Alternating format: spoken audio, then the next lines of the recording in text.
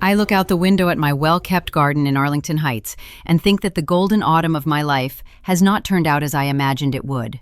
At 67, I live alone in a two-story house where the voice of Louis, my husband, once rang out, and where little Peregrine, our only son, used to run around. It's been 5 years since Louis died of a heart attack. It happened so suddenly. We were discussing plans for the weekend in the evening, and in the morning, I woke up a widow. I still sometimes find myself talking to him, telling him about my day, asking for advice. Silly, I suppose, but it makes it easier. After he died, many people advised me to sell the house. It's too big for a woman my age to live in alone. But I refused. This house is all I have left of our family life, of the days when we were happy together. Fortunately, Louis left me in a fairly comfortable financial position. I never thought that my practical husband, who saved on everything, would be so prudent in financial matters. The insurance paid out a large sum, and he also had stocks and investments that I didn't even know about. At first, I was confused. I had never managed that kind of money before. Perry offered to help. He always thought I was helpless when it came to money.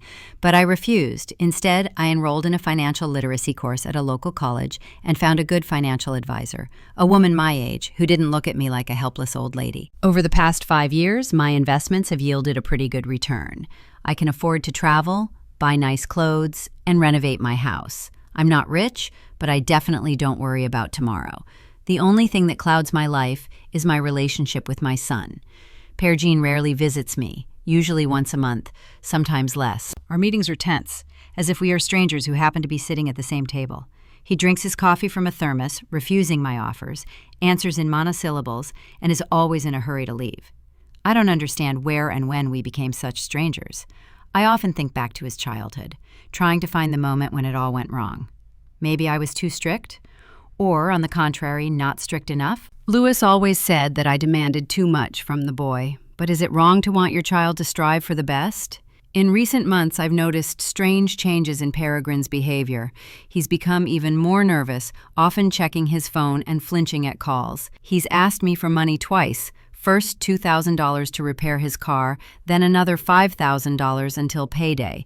I gave him the money, of course. He's my son, how could I refuse? But something told me that Peregrine wasn't telling me the whole truth.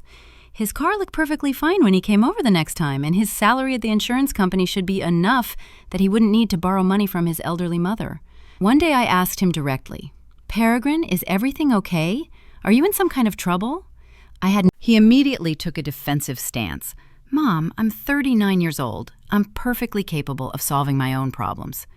"What problems?" I pressed him. "That's not what I meant," he quickly corrected himself. "Everything's fine, just some temporary financial difficulties."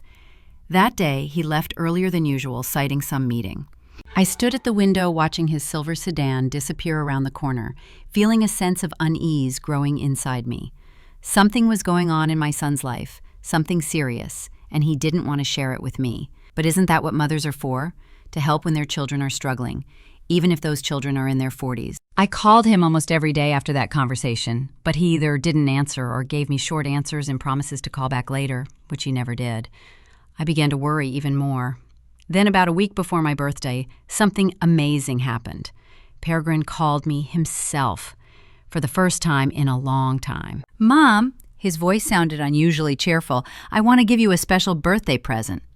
I was so surprised that I didn't know how to respond. "A present?" I asked. "You don't have to." "Yes, I do," he interrupted. "You always said you wanted to see the ocean from a boat, remember?" I had indeed mentioned it once, but it was strange that he remembered. Peregrine usually didn't pay attention to my dreams and desires. "I rented a yacht," he continued. "It's small but comfortable. We'll go out to sea for the whole day. What do you say?" I hesitated. The thought of being in the middle of the ocean always frightened me. All my life I had been afraid of deep water. I couldn't swim and panicked even in a swimming pool. "But Peregrine," I finally managed to say, "you know I'm afraid of water. I always have been." "The yacht is perfectly safe, Mom," he said, a note of impatience creeping into his voice. "Besides, you always said we should face our fears. Isn't that right?"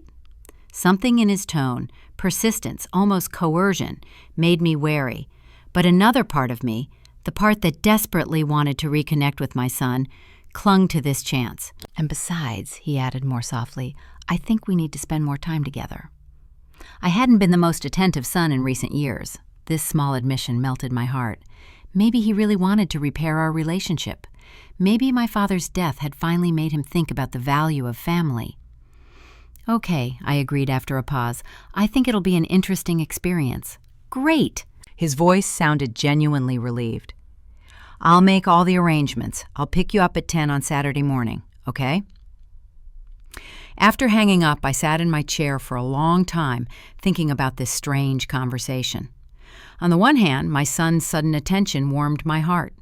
On the other hand, something about his suggestion alarmed me. Perhaps it was his unusual enthusiasm, or the fact that he had chosen a boat trip, knowing about my phobia. However, Peregrine didn't know one thing. After Lewis's death, I had decided to overcome my fear of water. Old age frightened me even more than deep water, and I didn't want to turn into one of those stereotypical widows who are afraid of their own shadow. I signed up for a senior swimming class at the local pool. At first, even in shallow water, I was overcome with panic, but a patient instructor helped me overcome this barrier. After a year of regular classes, I was already confident in the water and could swim several laps without stopping. I never told Peregrine about this. Not that it was a big secret, but there was never a reason to. Our rare conversations never touched on my life. They always revolved around his problems, or boiled down to small talk.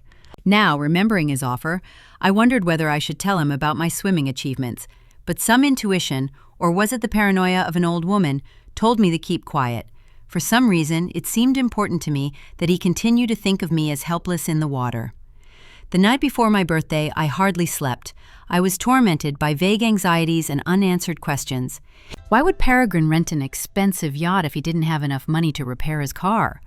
Why did he decide to mend our relationship now? And what was behind his nervousness and strange phone calls? I searched my memory for our last meetings, trying to find some clues, signs that I might have missed. I remembered how, about a month ago, 2 men in an expensive car came to my house.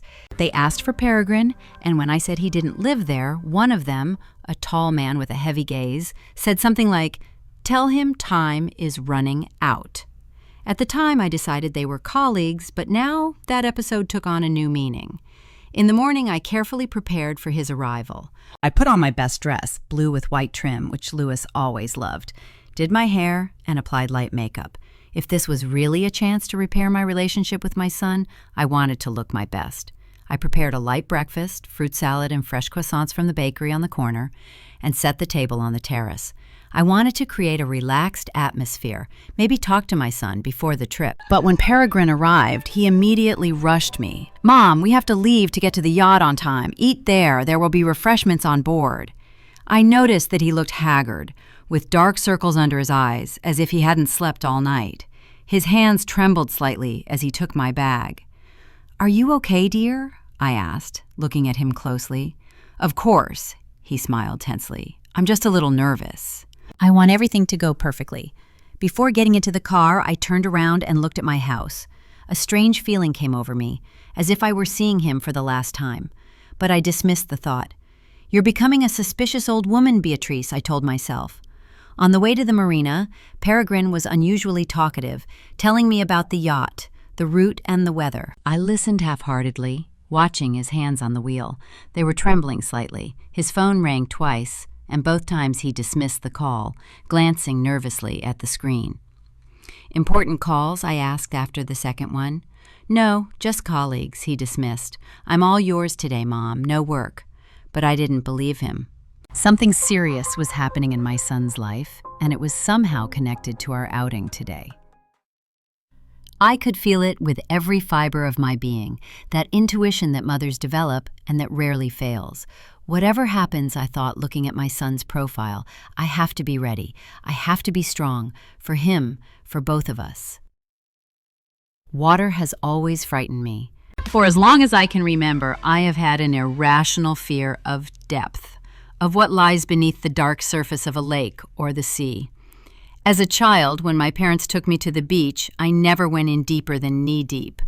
I sat on the shore, built sand castles, and watched anxiously as other children splashed carefree in the waves. Lewis knew about my phobia and never insisted on boat trips or beach vacations.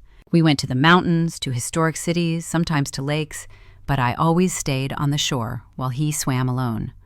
Once, early in our marriage, he tried to teach me how to swim, "Beatrice," he said, standing waist-deep in the water and holding out his hand to me, "I'll hold you. You won't drown, I promise."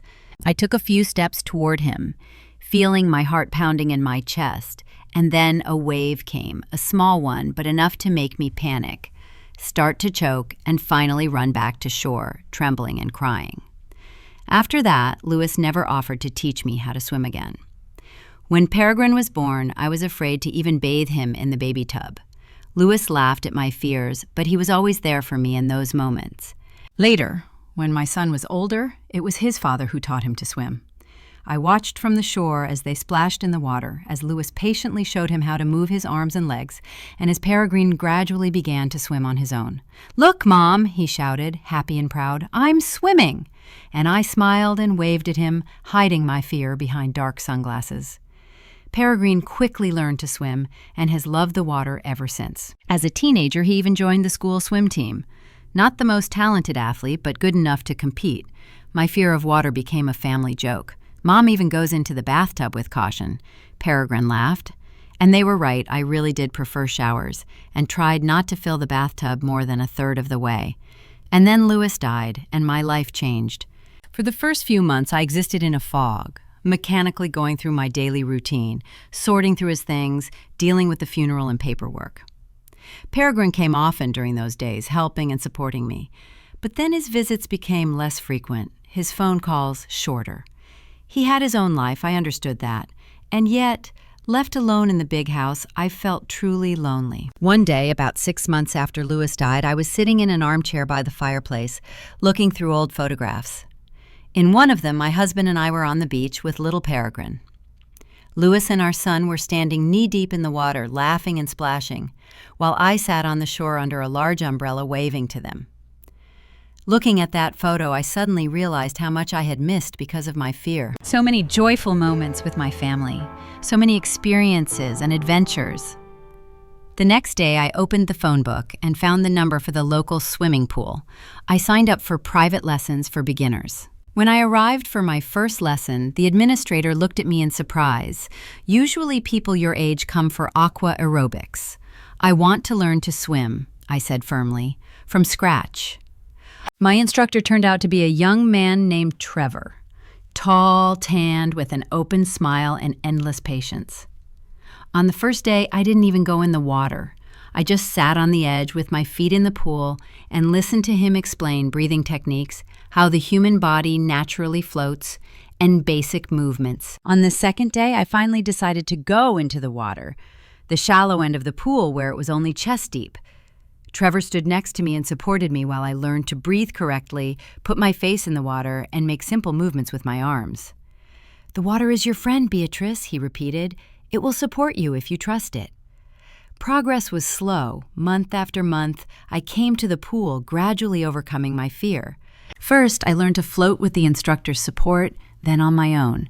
By the end of the first year, I could swim a few meters in my own clumsy style, which Trevor delicately called a modified breaststroke. I didn't tell anyone about my lessons, not because it was a secret, but because I had no one to share it with. Pergine rarely called, and when he did, the conversation always revolved around his problems at work or his latest failure in his personal life. If I had suddenly said, "You know, son, I can swim now," he would probably have looked at me in bewilderment, not understanding why I was talking about such trivialities when he had serious problems. By the end of my second year, I was confidently swimming in different styles: breaststroke, crawl, even a little backstroke. Trevor was as proud of my achievements as I was. "You're my most persistent student, Beatrice," he said. "Most people give up after a few lessons if they don't get it right away." In my third year, I even dared to go with a group of senior swimmers to a veterans competition in a neighboring town. I didn't win a prize, of course, but the very fact that I had overcome my fear enough to compete was a personal victory for me. So Peregrine's offer to go sailing didn't fill me with the terror I would have felt before. But I decided not to tell him about my swimming achievements. Something told me that this information should remain with me. Call it maternal intuition or just the paranoia of an old woman, but I felt that Peregrine was hiding something and that his sudden desire to spend a day with me on the water was not just a birthday present. The morning before the outing was clear and warm, a perfect day for a boat trip. I woke up early, before 7, and lay in bed for a long time, staring at the ceiling and thinking about the day ahead. I felt uneasy, although I couldn't say exactly what I was afraid of. Finally, I got up, took a shower, and carefully styled my hair. I chose a light blue dress for the outing. Louis always said it brought out the color of my eyes, and comfortable white shoes with low heels. I packed a small bag with sunscreen, sunglasses, a bottle of water, a book, although I doubted I would read it, and, after a moment's hesitation, a small pocket knife that my father had given me. Just in case, I thought, although I didn't know what the case might be. Peregrine was supposed to arrive at 10, but I was ready by 9. I made a light breakfast, fruit salad and fresh croissants from the bakery in the corner, and set the table on the terrace. I wanted to create a relaxed atmosphere, maybe talk to my son before the trip. At exactly 10, I heard the sound of a car pulling up. Peregrine was punctual, which was unusual. He was usually at least 15 minutes late, often more. I went out to the porch to meet him. Peregrine looked haggard, with dark circles under his eyes, as if he hadn't slept all night. He hugged me awkwardly and handed me a small gift box. "Happy birthday, Mom," he said with a forced smile.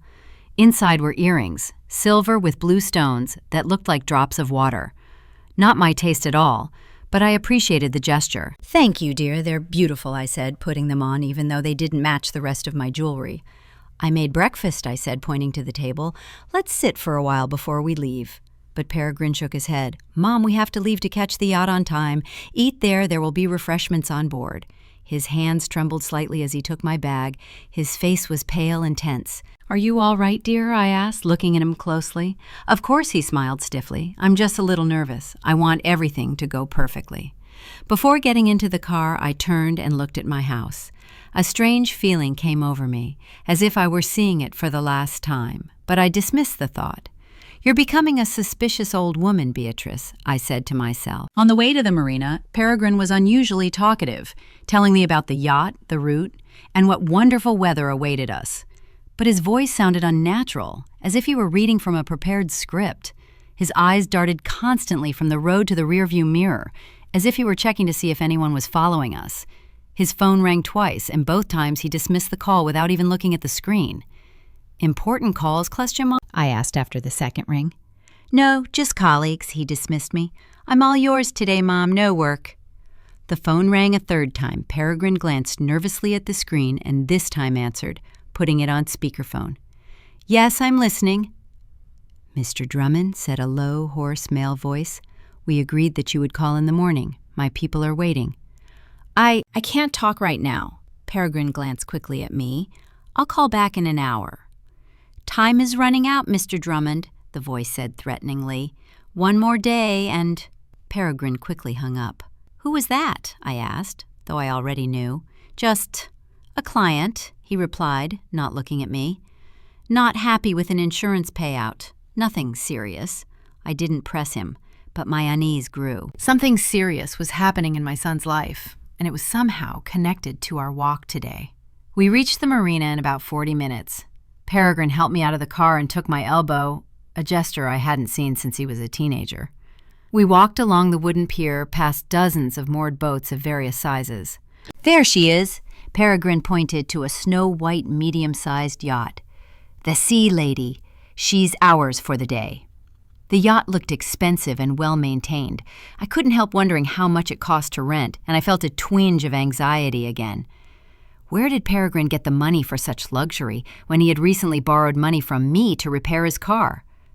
But I kept quiet, deciding to watch and wait. When we boarded, we were greeted by the captain, a tanned, middle-aged man with a friendly smile and tattoos on his arms. "Welcome aboard, ma'am," he said, shaking my hand. "I'm Ray, your captain for today. Happy birthday."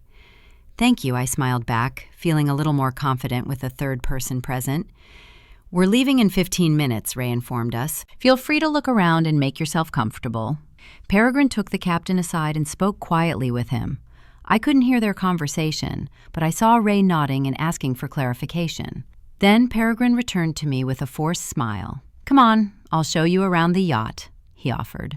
He led me through the vessel, showing me the cabin, the small but elegant kitchen, and the spacious deck with comfortable sun loungers. Everything looked like something out of a movie about the rich and famous. "Do you like it?" he asked, watching my reaction. "Very much," I replied honestly. "But Peregrine, this must cost a fortune." "Don't worry about it," he waved me off. "I wanted to make this day special." The yacht cast off at 10:30 sharp. I stood on the deck, holding onto the railing, watching the shore gradually recede. A strange feeling, a mixture of excitement and anxiety, came over me. I had never been so far from land, except for the cruise Louis and I took on our 25th wedding anniversary. But that was on a huge cruise ship, and it felt completely different. "How are you?" Peregrine came over to me, holding out a glass of champagne. "Fine," I said, taking the glass. "This is impressive." We clinked glasses, and I took a sip. The champagne was excellent, dry, with light fruity notes. "To your birthday, Mom," Peregrine said, "and to a new beginning for both of us." I looked at him more closely. There was something strange in his eyes, a determination I didn't understand. "What do you mean?" I asked. He hesitated for a second. "It's just, we haven't been very close these past few years. I want to change that." It sounded sincere, but for some reason it didn't convince me. All my life I had been an attentive listener, a necessary quality for a mother and wife, and now I heard the falsehood in his voice. The first few hours of the walk passed relatively peacefully. The weather was perfect, clear skies, a light breeze, no sign of a storm. We sat on the deck, talking about trivial things, the weather, my neighbors, the latest movies we'd seen. Perry tried to be attentive, but I could see that his thoughts were elsewhere. He kept glancing at his watch as if waiting for a specific time, and constantly checking his phone, even though the signal was weak out at sea. Ray offered us a light lunch of seafood, salads, fresh bread, and white wine. Everything was delicious, but I could hardly taste it. I was too anxious. Something told me that this trip would not end as peacefully as it had begun. Around 2 o'clock in the afternoon, the captain announced that we had reached the furthest point of our route and would now gradually return to shore. I noticed Peregrine tense up at these words. "Ray," he said, "I thought we were going to stay away from shore for another couple of hours. The sun is at its zenith. It's the perfect time for swimming." "Of course, Mr. Drummond," replied the captain with slight surprise. "As you wish." I watched this exchange with growing unease. Peregrine had never been fond of sailing on the open sea. As a child and teenager, he preferred swimming pools, a controlled environment with no currents or surprises. What had made him suddenly want to extend our stay away from shore? "Peregrine," I decided to be direct. "What's going on? Are you in some kind of trouble?" "What makes you think that?" he tensed. "The calls you've been ignoring, the money you've been borrowing, and now this expensive yacht? This isn't like you." "Mom, please," he sighed irritably. "Don't ruin the moment. I just wanted to do something nice for you." I decided not to press the issue. At least not yet. It was a beautiful day, the sea was calm, and the yacht rocked gently on the waves. Maybe I really had imagined it all. Maybe my son had just decided to mend our relationship, and I was ruining everything with my suspicion. I leaned back on the soft deck chair and closed my eyes, turning my face to the sun. The sound of the waves lapping against the side of the yacht and the wind rustling in the rigging were all so soothing. For a while, I allowed myself to forget my worries and just enjoy the moment. Peregrine sat next to me, leafing through a magazine, but I could see he wasn't reading. His gaze wasn't moving across the page, but was fixed somewhere in the distance. Once, he didn't even notice that he had turned the page upside down. "What are you thinking about?" I asked. He flinched, as if I had pulled him out of deep thought. "Nothing in particular," he replied quickly, "just work." "You never talk about your job," I remarked. "What exactly do you do at an insurance company?"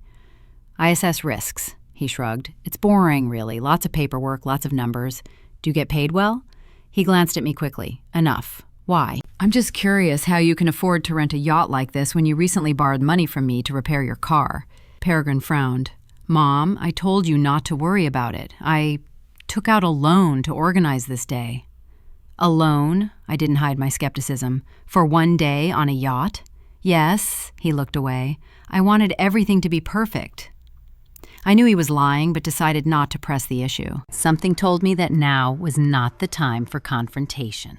Instead, I changed the subject. "Tell me about the captain. How did you find him?" "Through an agency," Peregrine replied, clearly pleased with the change of topic. "They recommended him as an experienced sailor." "He seems like a nice guy." "Yes, he is. Peregrine glanced toward the cabin where Ray was. "Would you like some more champagne?" I shook my head. "No, thank you. I don't want to get drunk on the water." We spent another hour chatting about trivial things. Peregrine gradually relaxed, and I began to hope that my fears were unfounded. Maybe he really just wanted to do something nice for me on my birthday. Maybe those strange phone calls and his nervousness had nothing to do with our outing. But as the sun began to sink toward the horizon and the shore was long out of sight, Peregrine's phone rang again. This time, he didn't ignore it, but stepped aside to answer. I couldn't hear the conversation, but I could see his back tense and his hand run nervously through his hair. When he returned, his face was pale, and his eyes had a look I had never seen in my son before, a mixture of despair and determination that frightened me more than anything that had come before. When he returned from his phone call, Peregrine didn't just look worried, he was scared. His hands trembled slightly as he sat down next to me on the deck, his eyes scanning the horizon restlessly, as if searching for something or someone. "Is everything okay?" I asked. "Yes, just a work issue," he said, avoiding my gaze. I knew he was lying. In my 67 years, I had learned to recognize when people were not being truthful, especially if it was my own son. Perry had never been good at hiding his emotions, even as a child. When he tried to lie about a broken vase or unfinished homework, his shifty eyes and habit of fiddling with his shirt collar gave him away. Now he was doing the same thing, his fingers nervously tugging at his polo collar, his eyes darting around the deck, avoiding mine. The sun was setting, painting the sky and water shades of orange and purple. The shore had long since disappeared from view. We were alone in the middle of the ocean, just the yacht, Captain Ray, my son, and me. In a different situation, I would have called it a beautiful moment. A perfect sunset, a light breeze, the gentle rocking of the boat on the waves. But now the beauty of nature only emphasized the anxiety that had gripped me since the beginning of this strange trip. "Perry," I decided to be direct. "Whatever happens, I can help. I'm your mother." Something changed in his expression, as if a mask had fallen away, revealing despair and anger.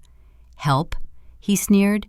"Yes, I think you can help, Mom. You have money, don't you? Enough money that you keep it for yourself instead of helping your own son?" I recoiled, surprised by his sudden hostility. "I gave you money when you asked for it," I reminded him. "If you need more, just tell me what it's for." "What for?" He laughed, but there was no joy in his laughter. "What difference does it make? Isn't it enough that I'm your son?" "Perry, what's going on? Are you in debt? In some kind of trouble?" He didn't answer, just stared at me with an expression I couldn't read. I saw a struggle in his eyes, as if something human in him was still resisting the darkness that had taken over. Our conversation was interrupted by Captain Ray, who appeared on the deck. "Everything okay?" he asked, glancing from me to Peregrine. "Yes, everything's fine," my son replied quickly, forcing a smile. "We're just discussing family matters." "We'll start heading back to shore in 30 minutes, the captain announced. "The weather may turn bad by evening." "Thank you, Ray." I smiled gratefully, feeling a strange sense of relief that our time on the open sea was coming to an end. When the captain left, Peregrine turned back to me. His face was distant, as if he had made a difficult decision. "Mom," he said quietly, "I need money. A lot of money. Right now." "How much?" I asked, trying to stay calm. $50,000? I couldn't hide my surprise. "50,000? Peregrine! What's going on? Are you in some kind of trouble?" "It doesn't matter," he said, looking away. "Just tell me, can you give me that money? Today? Today?" "No, of course not." I shook my head. "Even if I had that kind of money in cash, we're in the middle of the ocean right now." "But Peregrine, please explain what's going on. Why do you need so much money so urgently?" He ran his hand through his hair, a gesture of desperation I had known since he was a child. I owe certain people. They're not the kind to wait. I had until tonight." "You mean criminals?" I felt my heart sink with fear. "Perry, why didn't you tell me sooner? We could have called the police." "The police?" He smiled wryly. "Mom, you live in your own world. These people, they have connections everywhere. And if I don't pay them back today, they'll—" He didn't finish his sentence, but I didn't need him to explain. I'd seen enough movies and read enough crime news to understand what was going on. "Is this because of gambling?" I asked quietly. He nodded without looking at me. "I thought I could win it back. You always think that. One more bet and you'll win back everything you lost. But it's a trap. Peregrine, I took his hand. We'll get through this together. I'll help you. When we get back to shore, I'll contact the bank. We'll sell some of my investments. There's no time, he jerked his hand away. They're waiting for me today, tonight, or... At that moment, his phone rang again. He looked at the screen and turned even paler. I have to take this, he said, and stepped aside. I couldn't hear the conversation, but I could see Peregrine slumping lower and lower with every passing second, as if weighed down by an invisible burden. When he finished the call and returned to me, his face was that of a man backed into a corner. "Mom," he said, almost in a whisper, "they won't wait. They said either the money today or what, Peregrine? Or they'll take what's dear to me," his voice trembled. "They know where you live. They know everything about you."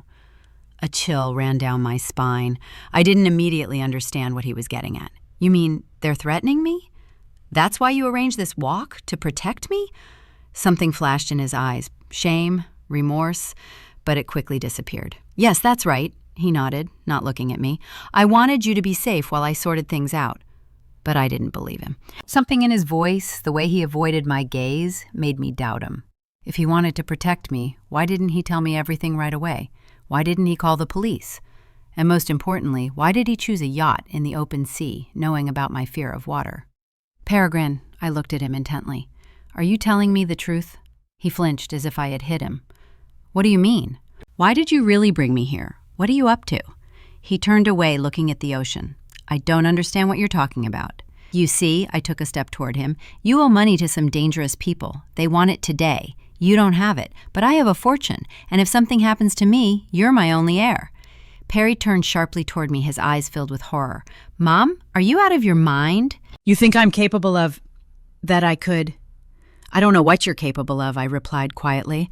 "I don't know you anymore, Perry." He stared at me for a few seconds, then his face changed. The mask slipped, and I saw a man I didn't recognize. Cold, calculating, cornered. "You were always too perceptive, Mom," he said with a bitter smile. "I inherited my analytical mind from you. Too bad I didn't get your financial prudence." "Peregrine," I took a step back, feeling fear paralyze me. "Whatever you're planning, we can find another way out. I'll help you with your debts." "It's too late," he shook his head. "I gave them my word. If I don't bring them the money tonight, they'll kill me.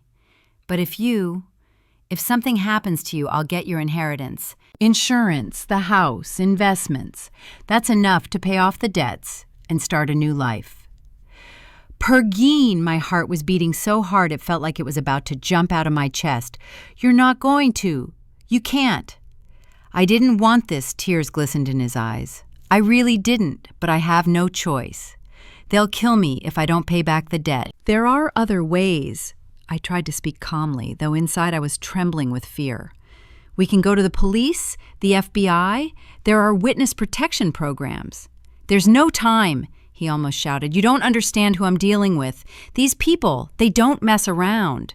They've already shown me what happens to those who don't pay." I felt physically sick at the realization that my own son, whom I had raised and loved with all my heart, now considered my death as the solution to his problems.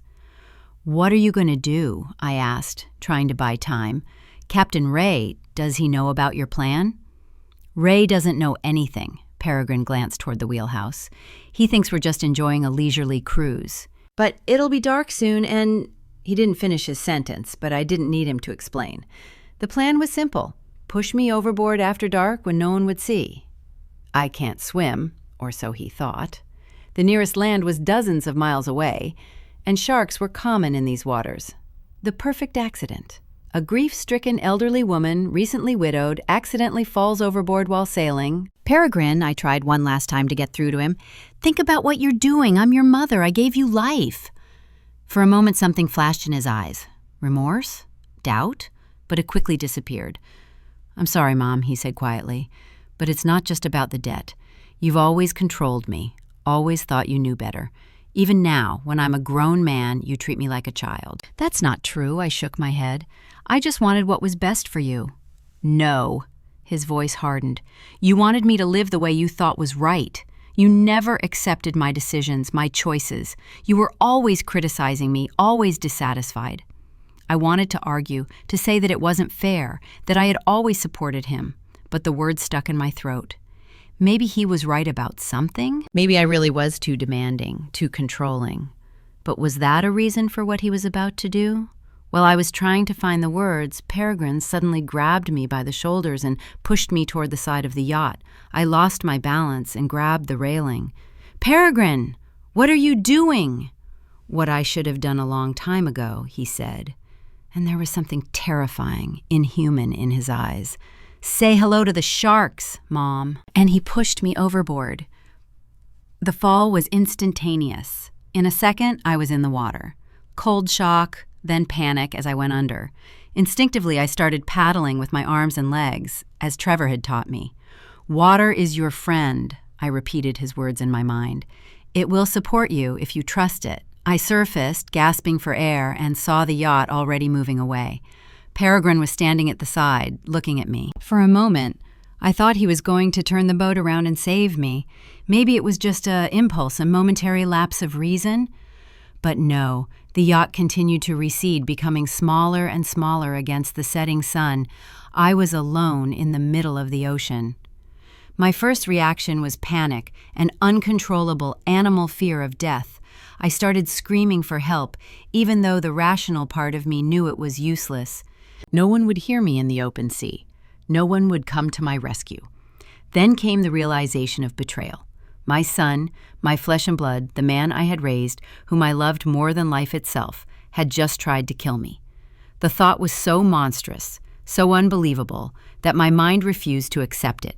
Maybe I was wrong, maybe it was an accident, and Peregrine would come back for me. But the yacht continued to recede until it was a tiny dot on the horizon, and then it disappeared altogether. I was left alone with the realization that my own son had left me to die. Strangely, after the initial wave of panic, an unexpected calm came over me. Something inside me, perhaps the same survival instinct that had prompted me to learn to swim at the age of 62, switched into survival mode. "Think, Beatrice," I told myself. "You can swim. You're in good shape for your age. You have a chance." I turned onto my back to conserve energy, as Trevor had taught me. Lying on my back, staring at the sky as it gradually darkened, I tried to assess my position. The sun was setting to my right, which meant that west was there. The shore must be to the east, on the opposite side. But I knew that swimming to shore was impossible. It was too far. My only hope was that a passing ship would spot me, but the chances of that were slim. I was just a tiny speck in the vast ocean. If only... I remembered the earrings Peregrine had given me, silver ones with blue stones. They were still in my ears. Maybe if the sunlight, or later the moonlight, reflected off the metal it would attract attention. It was a faint hope, but better than nothing. I decided to stay afloat as long as possible, conserving my strength and hoping for a miracle. Time passed. The sun set and night fell. The water seemed warmer than the air, but I still began to freeze. My muscles ached from the constant tension. I tried to stay afloat, periodically changing position, on my back, then breaststroke, then just vertical, moving my arms and legs as little as possible to stay on the surface. The stars above my head were bright and endless, a beautiful sight, if not for the circumstances. The moon lit up the water, creating a path of light that seemed to lead nowhere. I thought about Lewis, about our life together, about how we dreamed of growing old surrounded by grandchildren. I thought about Peregrine, what he was like as a child, smiling and open, loving and gentle. When did everything change? What had I done wrong as a mother that my son had grown up capable of such a thing? The hours passed, and I was still alive, still staying afloat. Exhaustion washed over me in waves, and at times I almost fell asleep, which was dangerous. I could have drowned. I pinched my arms, sang old songs out loud, solved math problems in my head, anything to stay conscious. Several times I thought I saw lights in the distance, but they disappeared, and I realized it was either a hallucination or a star reflecting in the water. I don't know how much time passed, maybe 3 hours, maybe 5, when I noticed a light on the horizon. At first, I thought it was another optical illusion, but the light grew brighter and closer. It was a ship, a real ship, heading in my direction. I started screaming and waving my arms, even though I knew the chances of being seen were slim. The ship was still far away, and I was just a tiny speck in the ocean, but the light was getting closer. It was a cruise ship, huge, multi-decked, lit up like a floating city. It wasn't heading straight for me, but it was close enough that someone might see me in the water. I screamed until I was hoarse, waved my arms, and tried to swim toward the ship, and by some miracle, and I truly believe it was a miracle, someone on the lower deck noticed movement in the water. The liner slowed down, then stopped. A lifeboat was lowered from the side. I saw a searchlight beam sweeping across the water, looking for me. "Here!" I shouted, gathering my last strength. "I'm here!" The beam of light fell on me, and I heard shouts in several languages. The boat headed toward me. A few minutes later, though it seemed like an eternity, strong arms lifted me out of the water. "Ma'am, are you all right?" asked a young man in a cruise line uniform. "What were you doing in the ocean in the middle of the night?" "My son," I began, but my throat was constricted by the sobs I had been holding back for hours. "My son pushed me off the yacht." I'm not sure they understood me then. I was too exhausted, too shaken by what had happened. All I remember is being lifted onto the ship, a doctor examining me, someone wrapping me in warm blankets and giving me hot tea. Later, when I had calmed down a little, the captain of the ship came to see me, an elderly man with a gray beard and kind eyes. "Ma'am," he said, sitting down next to my cot in the medical ward, "I need to ask you a few questions. Our people say that you claim your son deliberately pushed you off the boat. Is that true?" I nodded, feeling tears welling up in my eyes again. "Yes. He has debts. Gambling debts. He decided that if I was gone, he would get my inheritance and be able to pay them off." The captain looked shocked. That's terrible. We have to report this to the police immediately." "No," I shook my head. "Not yet." "But ma'am, this is attempted murder." "I know," I squeezed his hand. "And believe me, my son will pay for this. But first, I want to go home. I want to deal with this my way." The captain hesitated, clearly disapproving of my decision, but finally agreed. "As you wish. "But I must insist that you at least make a statement, which we will keep on file in case you decide to contact the police later." I agree. I spent the next few hours telling the ship's security officer the whole story about Peregrine's debts, the strange walk, his confession, and finally how he pushed me into the water. "You're lucky you know how to swim," the officer remarked as he wrote down my statement. "Yes," I smiled weakly. "Lucky my son didn't know that." The cruise ship was heading for a port about 2 hours away from where I had been picked up. The captain offered to drop me off there and help me contact the authorities, but I declined. I wanted to go home, to my house in Arlington Heights, where I felt safe, where I could calmly think about what to do next. The cruise line was very kind. They provided me with a cabin, clean clothes, although they were a little too big for me, food and drink. They also offered to pay for my flight home from the next port of call. I accepted their help gratefully, but inside I was determined. I knew what I had to do. Peregrine thought he had gotten rid of me, that he would now get all my money and be able to pay off his debts. He didn't expect me to survive. He didn't expect me to come back. But I would come back, and when I did, I would have something for him. Lying in the warm, comfortable cabin of the cruise ship, I looked out the porthole at the stars and thought about how strange my life had turned out. At 67, I had survived the betrayal of the person closest to me, spent hours in the open ocean fighting for my life, and now I was planning, what? Revenge? Justice? I didn't know what to call what I was about to do. I only knew that I couldn't let Peregrine get away with it. Not for myself, for him. Because a man capable of such a thing had lost not only his conscience but also his soul, and perhaps only by facing the consequences of his actions would he be able to find his way back, to the boy I once loved with all my heart. With these thoughts, I fell asleep, feeling safe for the first time in many hours. Tomorrow would be a new day. Tomorrow I will begin my journey home, and when I get there, Peregrina will have a surprise waiting for her. The journey home was long and exhausting. The cruise company dropped me off at the nearest port, helped me with my documents, mine of course remained on the yacht along with my bag, and bought me a plane ticket home. The whole way there, I felt like I was in a fog. Physically exhausted, emotionally drained, but with a crystal clear understanding of what I had to do. When the taxi stopped in front of my house in Arlington Heights, it was already getting dark. I looked at the familiar two-story house with its white picket fence and apple trees in the yard, and I was overcome by a strange feeling, as if I had returned to a different reality, where everything looked familiar but felt completely different. After paying the taxi driver, the cruise company had given me some cash, I slowly climbed the steps to the porch. The spare key was always kept under a rock next to the garden gnomes, a little trick that only Louis, Peregrine, and I knew about. I wonder if my son thought about that key when he planned my murder.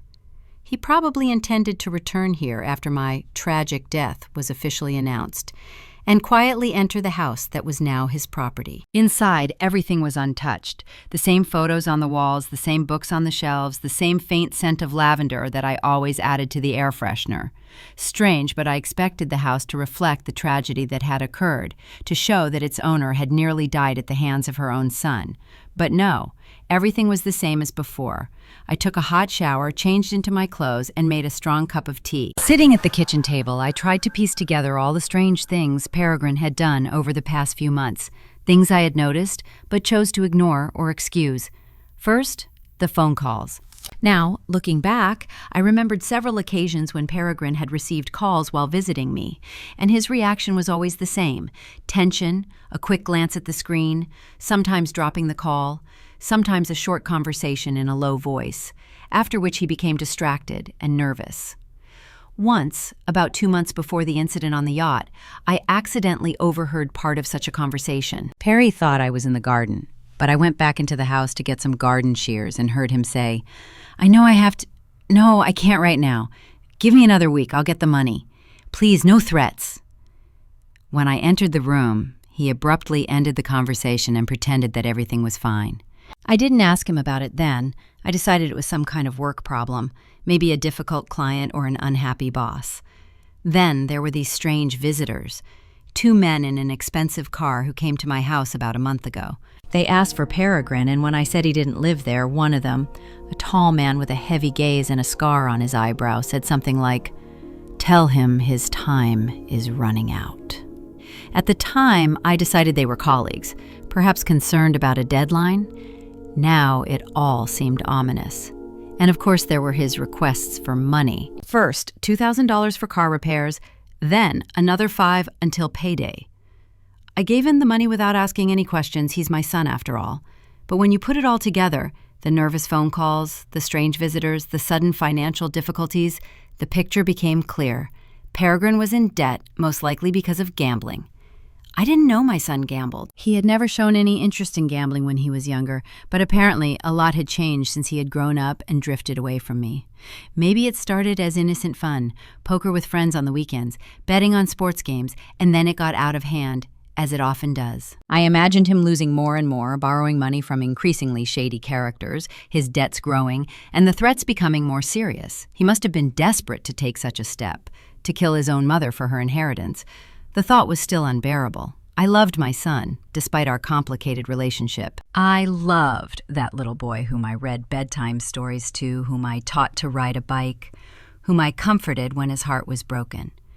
How could that boy have turned into a man capable of pushing his own mother into the ocean and leaving her to die?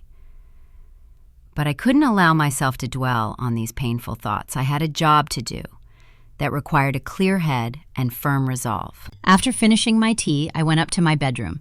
In the corner of the room stood an old safe, hidden behind a painting of a seascape, an irony I only now appreciated. Louis always kept important documents there, some cash, and his gun. Louis had bought it many years ago when there was a string of robberies in our neighborhood. He taught me how to shoot just in case, he said, although I never felt comfortable with a gun in my hands. After he died, I thought about getting rid of the gun, but somehow I never got around to it. Now I was glad I had it. I opened the safe, entered the code that hadn't changed in 20 years, and took out the gun. Black, heavy, sinister in its simplicity. Next to it was a box of ammunition. I loaded the gun as Louis had taught me and put it in my bag. Then I took out the spare key to Peregrine's apartment. My son had given it to me several years ago when he moved into his current home in case I wanted to water his flowers when he was away, or if something happened to him and I needed to get inside. I had never used the key without his knowledge. I respected his privacy. But now everything had changed. I called a taxi and drove to Peregrine's house. He lived in a modern apartment building, about 20 minutes' drive from my house. On the way, I thought about what I would say to him when he returned. How I would feel, looking into the eyes of the man who had tried to kill me. Would I really be able to point a gun at him if I had to? I didn't know the answers to these questions. All I knew was that I had to meet him face to face and make him realize what he had done. And then, whatever would happen, would happen. Peregrine's apartment building was quiet at that hour of the evening. I walked unchallenged into the lobby. The security guard was dozing behind the desk and didn't even notice me. I took the elevator to the 6th floor and approached the door with the number 6122. My heart was pounding. My hands were shaking slightly as I inserted the key into the lock, but I was determined.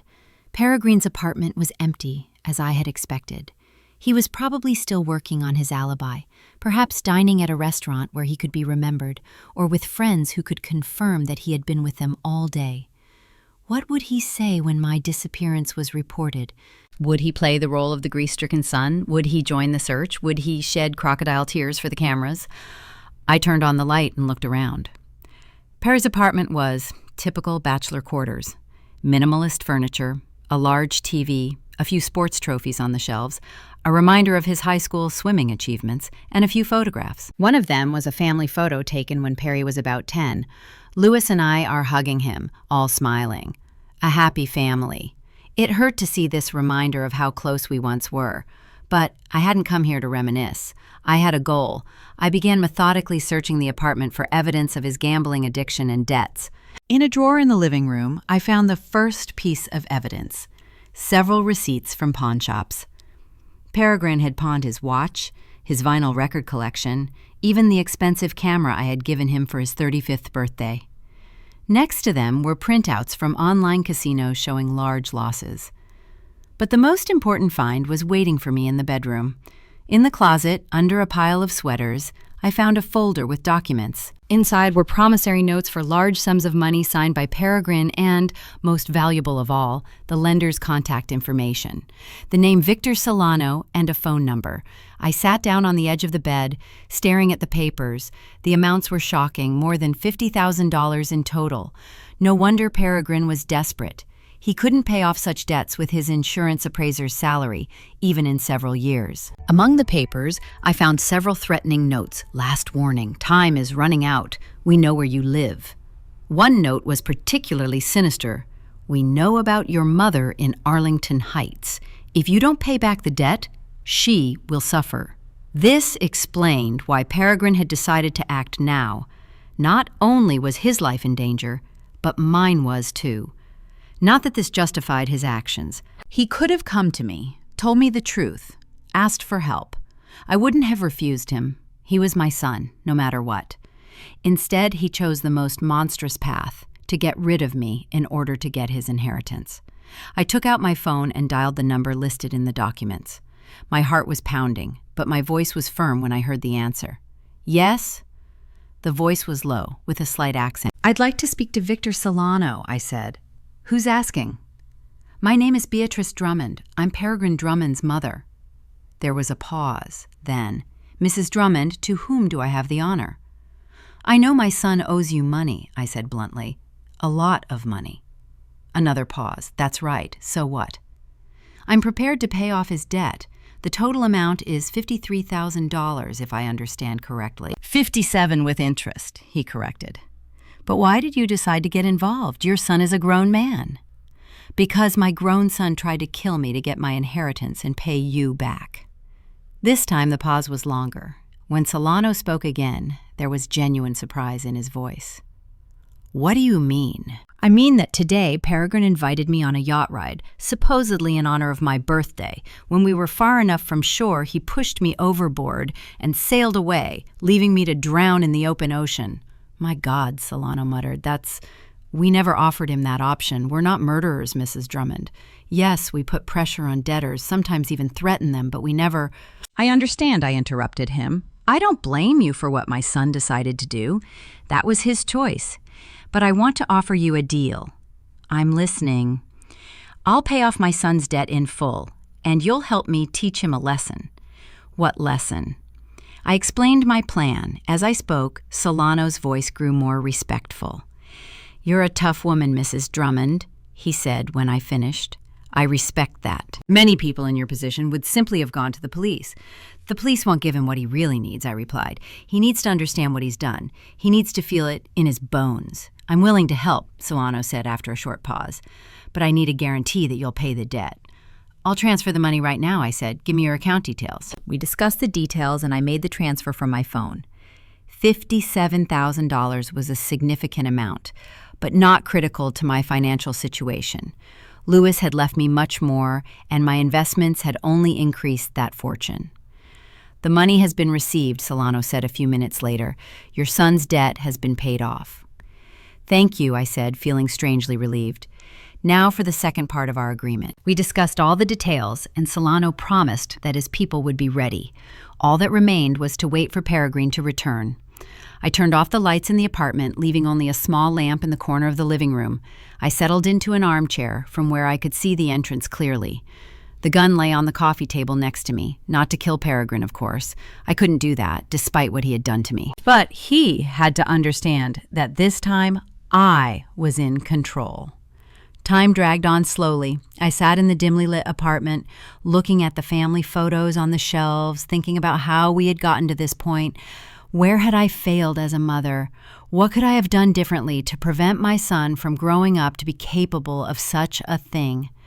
But I knew it was pointless to torment myself with these questions. Peregrine had made his choice. He was a grown man, responsible for his own decisions. And now he would have to face the consequences. In the silence of a strange apartment, time dragged unbearably slowly. I sat in a chair positioned so that I could see the front door, but remain in the shadows. The only light in the room comes from a small table lamp in the far corner, casting a dim glow on the framed photograph. It's been 4 hours since I settled here. Lewis's gun lies on my lap, heavy, cold, foreign in my hands. I never thought I'd be sitting in ambush with a gun, waiting to meet my own son. My own son, who just a day ago pushed me off a yacht into the open ocean and left me to die. The thought still seems unreal, like some kind of nightmare from which I am about to wake up.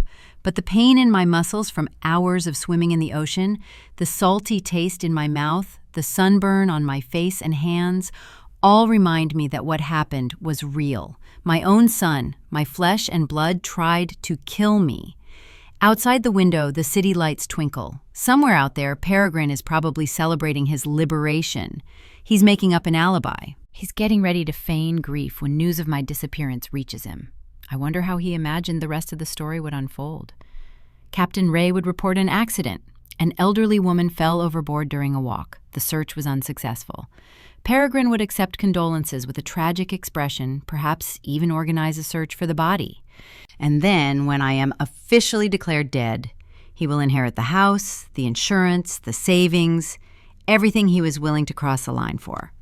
My thoughts are interrupted by the sound of the elevator in the hallway, a quiet noise of doors, then footsteps. Confident, calm footsteps of a man who has no reason to hurry or be afraid. The footsteps approach the apartment, and I feel my heart begin to beat faster. I grip the pistol handle. Check that the safety is off, as Lewis taught me many years ago. I'm not going to shoot my son, but he has to understand that this time I'm in control. The key turns in the lock. The door opens, letting in a strip of light from the hallway. Peregrine's silhouette appears in the strip of light. He looks relaxed, even carefree. He enters the apartment, closes the door behind him, and flips the light switch in the hallway. I watch as he takes off his jacket, hangs it on a hook by the door, and takes off his shoes.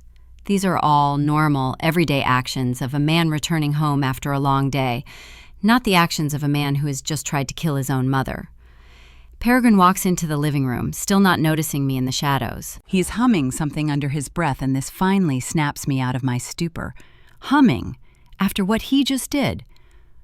"Was it a good day, Peregrine?" I ask calmly. The reaction is instant and stunning. Peregrine cries out, jumps back, and stumbles into the coffee table. His face turns deathly pale in the dim light of the table lamp. His eyes widen in horror and disbelief. "Mom?" His voice trembles. "But how? You can't be alive?" I finish for him, rising from the chair with the gun in my hand. Disappointed, he takes another step back, stumbles into the sofa, and falls onto it. His mouth opens and closes like a fish washed up on shore. In a different situation, it might have looked comical, but I'm not in the mood for laughter. I don't understand," he finally manages to say. "How did you survive, escape, find you?" I slowly approach him, keeping the gun pointed at his chest. "I have something for you, Peregrine." His gaze falls on the gun, and genuine terror appears in his eyes. "Mom, please," he raises his hands in a defensive gesture. "I can explain everything." "Really?" I stop a few steps away from him. "Explain to me, please, how you can explain pushing your mother off a yacht into the open ocean and leaving her to die." I didn't," he stammers, then suddenly changes tactics. "It was an accident. I didn't mean to.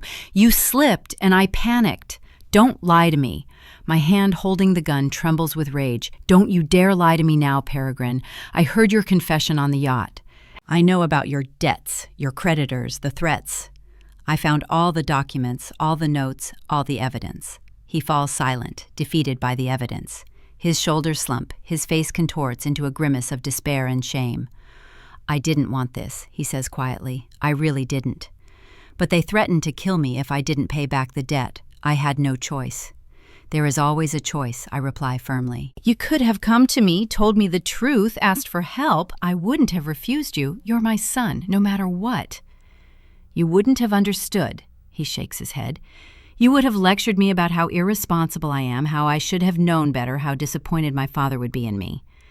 "Maybe," I agree, "but is that a reason to kill me?" He doesn't answer, just stares at the floor, avoiding my gaze. At that moment, he doesn't seem like a 39-year-old man to me, but a little boy caught stealing cookies from a jar. Only it's not cookies, it's my life. "Get up," I order, making a gesture with my gun. "We're leaving." "Where?" He looks scared. "To the yacht," I reply with a grim smile. "I think we need to finish our walk." His face becomes even paler, if that's possible. "Mom, please." His voice is filled with genuine fear. "I'll do anything you say. I'll turn myself into the police. I'll work for the rest of my life to make up for what I've done. Just please don't do this." "Do what, Peregrine?" I tilt my head. "I just want to take a ride on a yacht with my son. Is there anything wrong with that?" He understands, of course. He understands what I'm planning. And that understanding is reflected in his eyes, the same horror that must have been in mine when he pushed me overboard. "Get up," I repeat. "Or should I call your creditors? I'm sure they'd be delighted to hear you still haven't paid them back." The threat works. He slowly gets up from the sofa, still not believing this is really happening. "Take your jacket," I say. "It gets cold on the water at night." He obeys mechanically, putting on the jacket he just took off. I point the gun at the door, and he walks toward it like a sleepwalker, shuffling his feet across the floor. We take the elevator down and exit through a side door to avoid the concierge. A car with tinted windows is waiting for us outside. One of the cars sent by Victor Solano. A burly man with a stony face is sitting behind the wheel. He nods at me and opens the back door. "Get in," I order Peregrine, and he obediently climbs into the car. He remains silent the entire way to the marina, staring out the window with a look of doom on his face. I am silent too, gathering my thoughts before what is about to happen. The driver doesn't say a word, concentrating on driving through the night streets. When we arrive at the marina, a yacht is already waiting there. Not the Sea Lady we sailed on during the day, but another one, smaller but just as elegant. A man is standing on the deck, tall with a heavy gaze and a scar on his eyebrow. I recognize him as one of the men who came to my house asking for Peregrine. "Mr. Drummond," he nods as we board. "Good to see you again." Peregrine looks at him in horror, then turns to me. "Mom, what's going on? What are they doing here?" "Oh, I didn't introduce you properly," I say, with false politeness. "Perry, this is Mr. Solano, your creditor. Mr. Solano, this is my son, who decided it would be better to kill me than ask for help." Solano looks at Perry with undisguised contempt. "You know, Mr. Drummond," he says slowly, "I've seen a lot of debtors in my career. Some cried, some threatened, some tried to run away. But you're the first one who decided to kill his own mother for money." Peregrine lowers his head, unable to meet any of our eyes. "Cast off," Solano commands, and 2 of his men begin to prepare the yacht for departure. Peregrine and I remain on deck, me still holding the gun, though I realize there is no need for it now. Solano and his men will not let my son go anywhere. The yacht leaves the dock and slowly exits the marina into the open sea. The night is clear and starry, almost the same as the one I spent in the water fighting for my life. I wonder if Peregrine will fight as desperately as I did. When the shore is behind us, Solano approaches us. "Far enough," he says. "No one will see or hear us here." Peregrine begins to tremble, his eyes widening in panic. "Mom, please," he begs, "don't do this. I'm your son." "Yes," I agree calmly, "you are my son. And that is precisely why what you did is so unforgivable." I step close to him and look into his eyes, the same eyes that once shone with love and trust when he was a child. "You know what the worst thing is, Peregrine? It's not that you tried to kill me. It's that you didn't ask for help when you could have. I would have given you the money if you had just come to me and told me honestly what had happened. I was afraid." His voice trembles. "I was afraid you'd be disappointed, that you'd refuse. And so you decided it would be easier to get rid of me?" I shake my head. "Well, I spoke to Mr. Solano, and I have news for you." I pause, enjoying the look of horror and hope on his face. "I paid your debt," I finally say. "All $57,000, with interest. You owe Mr. Solano nothing." The relief on his face is replaced by confusion. "Then why are we here?" I smile, but it's not a kind smile. "Because that was the deal. I pay the debt, and Mr. Solano helps me teach you a lesson." I nod to Solano, and he and one of his men grab Peregrine by the arms. "Mom," he cries, trying to break free.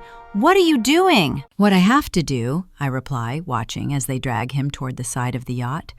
"Mr. Solano agreed to pick you up in about 6 hours, maybe." "No!" Peregrine struggles in their grip, but they hold him tight. "You can't! I can't swim that long!" I look at him in surprise. "Really? I did. 67 years old, Peregrine." "I'm 67 and I stayed in the water until a passing cruise ship rescued me. I think a 39-year-old man who took swimming lessons in school has a better chance than I did." He looks at me with despair and understanding that I really am going to do this, that no amount of pleading will help. "Last words?" Solano asks, holding Peregrine's arm. My son looks at me, and for a moment I see something in his eyes. Remorse? Regret? Fear? "Mom," he says quietly, "I'm sorry. I didn't mean to. I got confused." "I know," I reply, feeling strangely calm. "And I forgive you, Peregrine. But that doesn't mean you won't have to answer for what you've done." I step closer and look into his eyes one last time. "Say hello to the sharks," I say, repeating his words, and nod to Solano.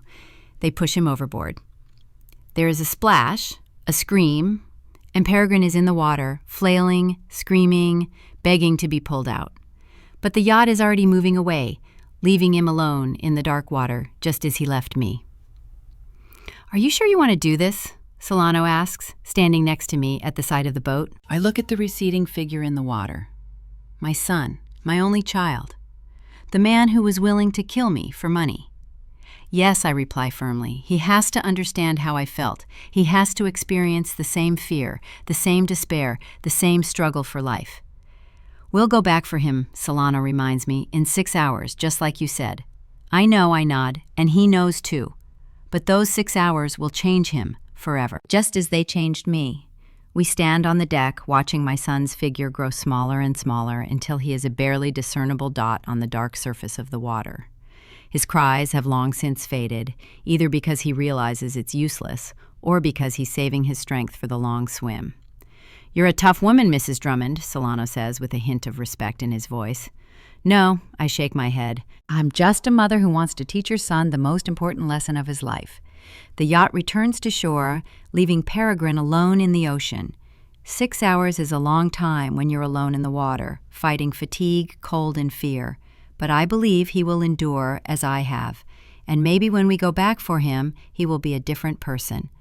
A person who understands the consequences of his actions. Looking up at the stars above me, I think about the strange turn my life has taken, At 67, I have survived the betrayal of the person closest to me, hours of fighting for my life in the open ocean, and now I am standing on the deck of a yacht, leaving my only son to the mercy of fate in those same waters. Was what I did right? I don't know, but I have no regrets. Pergram made his choice when he decided that my life was worth less than his debts. Now it's time for him to learn that every choice has consequences. And sometimes those consequences come back to you like a wave you created yourself. The yacht is sailing back to the marina, and I'm standing on the deck, feeling the wind dry the tears on my cheeks. Tears not of regret, but of liberation. Whatever happens next, I know I did the right thing. I taught my son a lesson he will never forget, a lesson that may save his soul. In 6 hours, we will return for him, and then a new chapter in our story will begin, the story of a mother and son who have gone through betrayal, death, and rebirth.